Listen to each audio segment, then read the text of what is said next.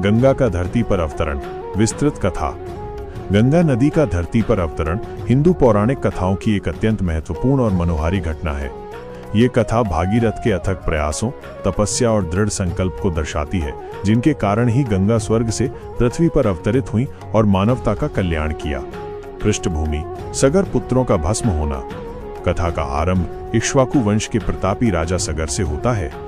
राजा सगर ने अश्वमेध यज्ञ का आयोजन किया, जिसका उद्देश्य अपनी शक्ति और प्रभुत्व को स्थापित करना था। यज्ञ के घोड़े को पृथ्वी पर विचरण करने के लिए छोड़ा गया और उसके साथ राजा सगर के 60,000 पुत्र भी थे।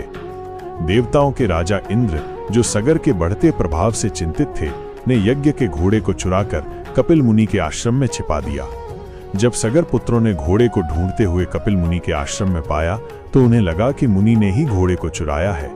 उन्होंने बिना सोचे समझे कपिल मुनि पर आक्रमण कर दिया। कपिल मुनि अपनी गहन तपस्या में लीन थे और इस विघ्न से उनकी तपस्या भंग हो गई।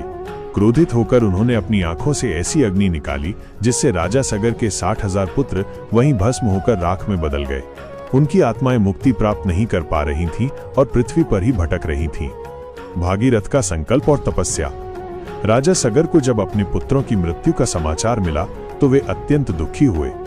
उन्होंने अपने पौत्र अंशुमान को भेजा ताकि वो कोई ऐसा मार्ग खोजे जिससे उनके चाचाओं की आत्माओं को मुक्ति मिल सके।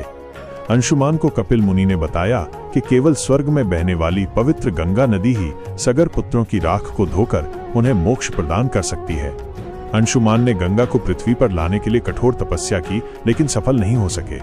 उनके बाद उनके पुत्र दिलीप ने भी प्रयास किया, लेकिन वे भी असफल रहे। अंततः राजा दिलीप के पुत्र भागीरथ ने अपने पूर्वजों की आत्माओं को मुक्ति दिलाने का दृढ़ संकल्प लिया। भागीरथ ने हिमालय में जाकर ब्रह्मा जी की घोर तपस्या की।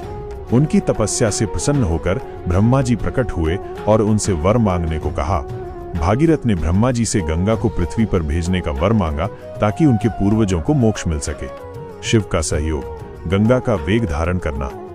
ब्रह्मा जी ने भागीरथ को बताया कि गंगा का वेग इतना तीव्र है कि पृथ्वी उसे सीधे धारण नहीं कर सकती। उन्होंने सलाह दी कि गंगा के वेग को नियंत्रित करने के लिए भगवान शिव की सहायता लेनी होगी। भागीरथ ने एक बार फिर भगवान शिव की कठोर तपस्या की। उनकी तपस्या से प्रसन्न होकर भगवान शिव प्रकट हुए। भागीरथ ने उनसे प्रार्थना की कि वे गंगा के प्रचंड वेग को अपनी जटाओं में धारण कर लें। भगवान शिव ने भागीरथ की प्रार्थना स्वीकार कर ली। जब गंगा स्वर्ग से नीचे उतरने लगी, तो वे अपने वेग और अहंकार में थी। उन्हें लगा कि वे सीधे पृथ्वी पर गिरेंगी, लेकिन भगवान शिव ने उन्हें अपनी जटाओं में इस प्रकार समा लिया कि गंगा उनमें उलझ कर रह गईं। उनकी कई धाराएं शिव की जटाओं में ही भटक गईं। भागीरथ ने भगवान शिव से पुनः प्रार्थना की कि वे गंगा को पृथ्वी पर प्रवाहित करें। तब शिव ने अपनी जटाओं से गंगा की एक छोटी धारा को पृथ्वी पर छोड़ा। यही धारा आज हमारी पवित्र गंगा नदी के रूप में जानी जाती है। गंगा का पृथ्वी पर आगमन और सगर पुत्रों को मुक्ति। गंगा नदी भगवान शिव की जटाओं से निकलकर भागीरथ के पीछे पीछे चलने लगी।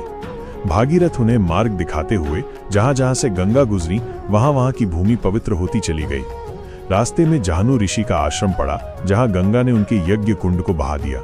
इससे जाहनु ऋषि क्रोधित हो गए और उन्होंने गंगा को पी लिया। भागीरथ ने जाहनु ऋषि से प्रार्थना की कि वे गंगा को मुक्त कर दें।